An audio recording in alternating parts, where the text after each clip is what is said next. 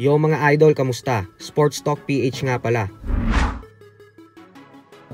Ang reaksyon ni Turman, pag-usapan natin yan mga idol. Ngunit bago ang lahat ay huwag kakalimutang mag-subscribe at i-click ang notification bell button for more sports talk.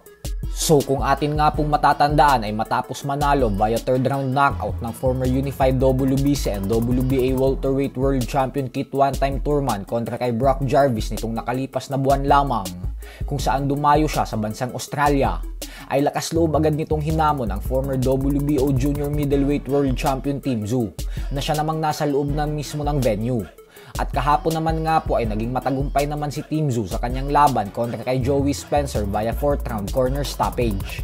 Kaya naman dahil dito ay naglabas naman ng reaksyon si Turman sa pamamagitan ng pag-post ng video sa kanyang official Instagram account, kung saan sinabi nito na dahil pareho na silang tapos sa kani-kanilang mga appetizer o pampataba, kaya naman oras na daw para sila namang dalawa ang magtuos. Banta ni Turman na bagamat tinalo niya ng napaka-impresibo si Jarvis, ay nananatili pa din daw siyang gutom. Kaya ang hamon niya kay Tim Tszyu ay ipadala na daw sa kanya ngayong araw ang kontrata at agad niya itong pipirmahan ora mismo. Dadayuhin niya daw mismo si Tim Tszyu sa Australia upang ipahiya ito sa sarili niyang baluarte. Congratulations, Tim Tszyu. I see you got through with that appetizer. I got through with mine. I got him out in 3, you got him out in 4. I don't know about you, boy, but I'm still hungry.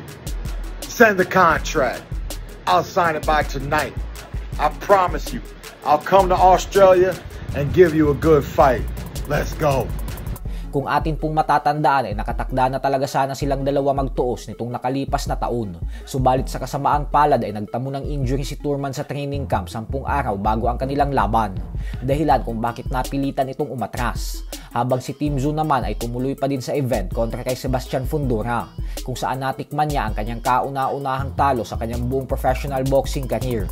Ganun pa man ay madaming fans po talaga ang naghahangad na magtuos sa ibabaw ng lona si Turman at Tim Tszyu, kaya paniguradong magiging mabenta ang bakbakan na ito kapag naikasa. Sa kabilang banda naman mga idol ay wag nga po natin kakalimutan na lalaban na ulit ang ating pambato na si former unified IBF and WBA super bantamweight world champion Marlon Tapales sa araw ng Lunes sa susunod na linggo, April 14. Makakaharap niya ang Indonesian knockout artist na si Jon Jet. May record na 15 wins with 12 knockouts at isang talo lamang. Napakahalaga po ng laban na ito para kay Tapales dahil isa po ito sa mga tulay sa kanya upang mabigyan ulit ng pagkakataon na mapalaban sa isang world title fight. Lalo pat mismong si Tapales na ang nagsabi na ang kanyang ultimate target daw ngayon ay ang maging isang ganap na world champion ulit sa lalong madaling panahon. Kaya naman hindi po talaga siya pwedeng matalo sa laban na ito. So hanggang dito na lang po muna tayo mga idol.